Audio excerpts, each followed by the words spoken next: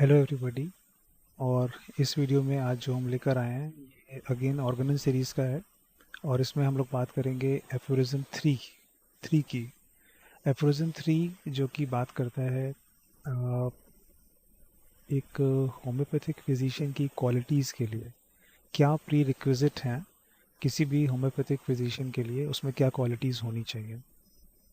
तो aphorism three और aphorism four दोनों इसी टॉपिक पे बात करते हैं। तो पहले हम एफोरिज्म थ्री को पढ़ते हैं, फिर आगे इसके जो भी पॉइंट्स हैं उनको एक्सप्लेन करने की कोशिश करेंगे, स्पेशली बिगनर्स के लिए। Aphorism three and aphorism four क्या कंटेन करते हैं? Knowledge of physician. इसमें एफोरिज्म थ्री कहता है क्वालिटीज़ ऑफ होम्योपैथिक फिजिशियन, और एफोरिज्म फोर ये बताता है कि how he is a preserver of health, somebody who preserves the health in two ways। अभी ये एफोरिज्म फोर आने पे हम बात करेंगे। तो एफोरिज्म थ्री क्या कहता है? पहले मैं इसके एक जनरल वे में इसको पढ़ता हूँ, चूँकि एक लंबा एफोरिज्म है और शब्द किसी भी बिगनर के लिए बहुत भारी लगते हैं उसे। तो शुरू करते हैं, इसको ध्यान से धीरे धीरे पढ़ते हैं। If the physician, homeopathic physician, clearly perceives what is to be cured in diseases, that is to say in every individual case of disease, यानी कोई भी केस आ रहा है तो उसमें नॉलेज ऑफ डिजीज इंडिकेशन।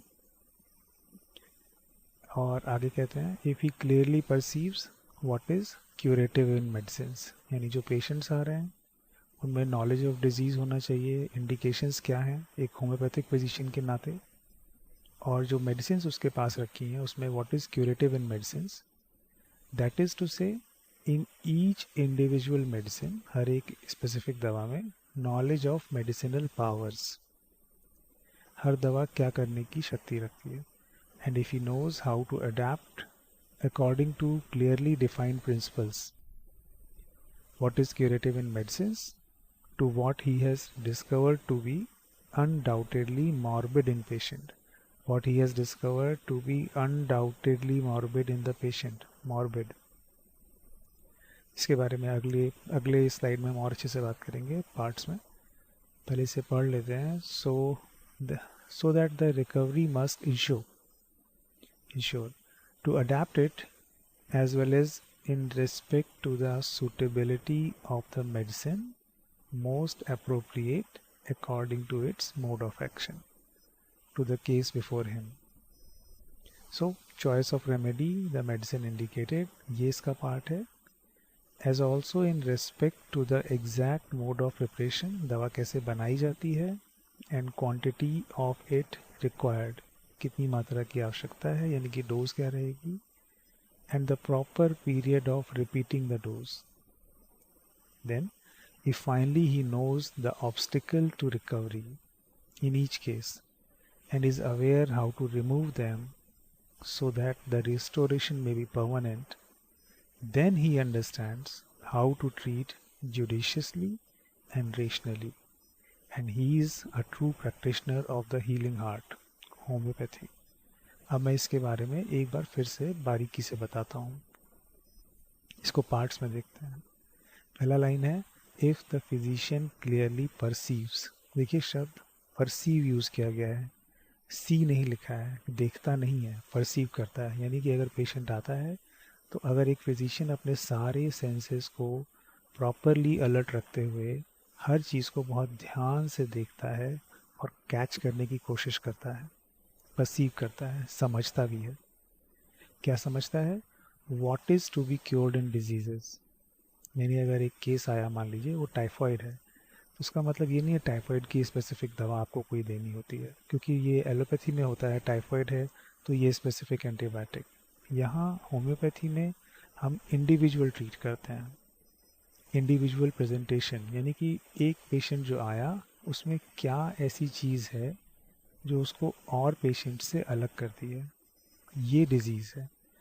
जैसे जैसे आप वाइटैलिटी और उसके एक्सप्लेनेशंस और क्रॉनिक मायज़म्स ये सब पढ़ेंगे ये और अच्छे से समझ में आएगा। तो जो भी कोई थर्ड एफोरिज्म पढ़ता है स्टूडेंट फर्स्ट ईयर में, उसको लगता है डिजीज़ मतलब डायग्नोसिस कि ये टाइफॉइड है, ये ट्यूबरकुलोसिस है, ये अर्थराइटिस है। नो, वो तो एक प्रोसेस है ही है, What is to be cured in diseases, ये थोड़ा different है. That is to say, in every individual case of disease, knowledge of disease and indication, ये तो आपको पता करना ही है कि डायग्नोसिस क्या है, मगर उस डायग्नोसिस के साथ वो किस मायनों में वो डिजीज़ डिफरेंट है और क्या इंडिकेशंस हैं, ये समझना, यानी कि प्रोसेस ऑफ इंडिविजुअलाइजेशन ये करना, वो भी परसीव करके.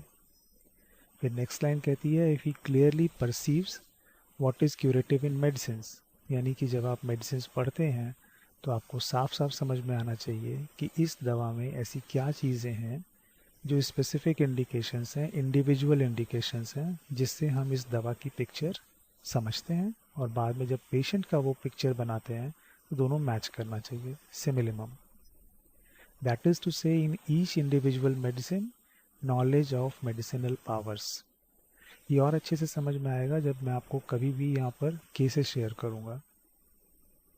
फिर अगला line, and if he knows, यानी कि knowledge of disease and knowledge of medicinal powers के बाद, and if he knows how to adapt according to clearly defined principles, ये प्रिंसिपल्स जो कि ऑर्गनन में आपको मिलेंगे, what is curative in medicine and to what he has discovered to be undoubtedly morbid in the patient, यानी medicine में क्या चीज़ें ऐसी हैं जो कि स्पेसिफिक क्यूरेटिव इंडिकेशंस हैं और जो उसने पेशेंट में निकाला है ऐसी क्या चीज़ें हैं जो अनडाउटेडली मॉर्बिड हैं. देखिए ये बहुत सुंदर शब्द का प्रयोग किया गया है, अनडाउटेडली मॉर्बिड, यानी आप पेशेंट में देखते हैं, जैसे पेशेंट आपसे आके कहता है कि मुझे जलन होती है, मुझे टाइफाइड होने के बाद डायग्नोसिस में मान लीजिए टाइफाइड आया और पेशेंट कहता है कि मेरे गर्दन के एरिया में जलन होती है या मेरे पेट के ऊपर से एब्डोमेन में जलन होती है.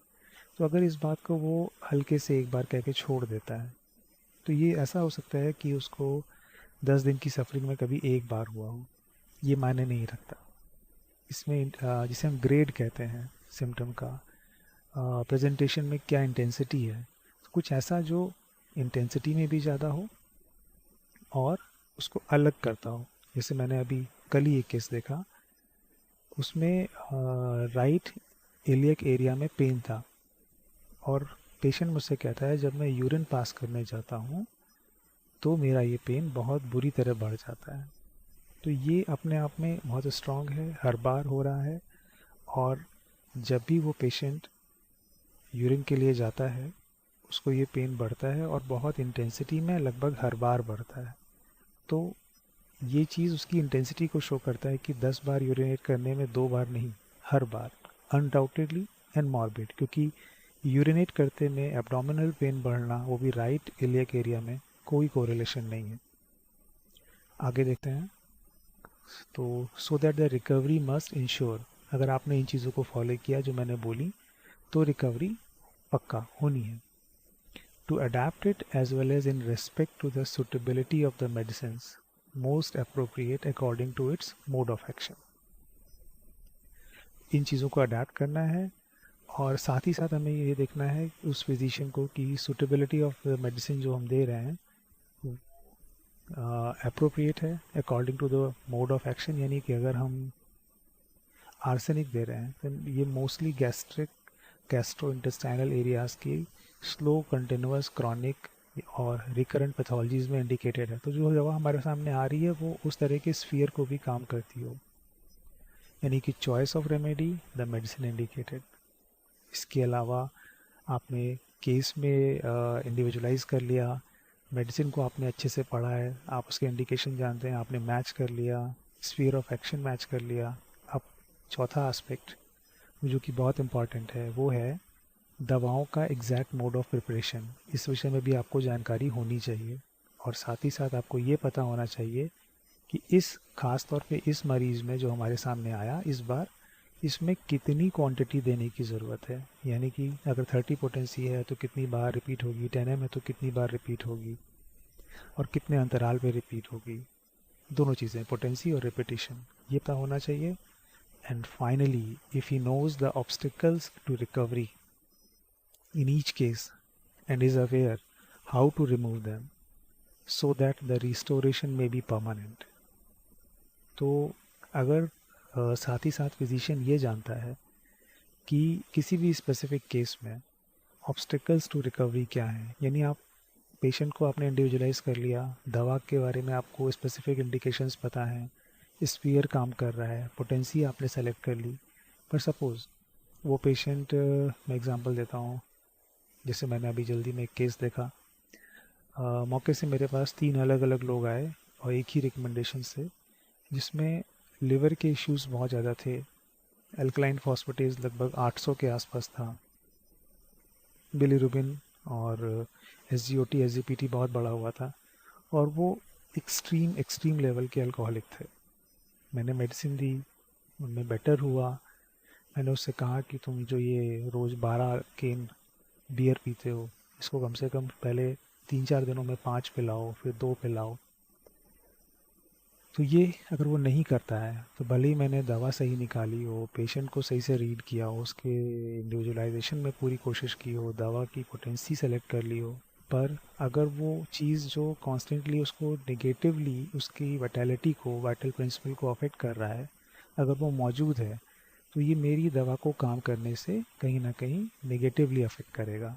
ये है ऑब्स्टेकल्स टू रिकवरी। और ऐसे बहुत से फैक्टर्स जो एग्रवेट करते हैं चीज़ों को, अगर वो मौजूद हैं, तो जितना हो सके एक अच्छा फिजिशियन, ट्रू प्रैक्टिशनर उसे हटाने के लिए देखेगा और कोशिश करेगा। तो इसके बाद then he understands how to treat judiciously, यानी ईमानदारी से और सही तरीके से, एंड रेशनली यानी कि प्रॉपर लॉजिक्स के साथ वो ट्रीट करना समझ जाता है। And then he is a true practitioner of the healing art.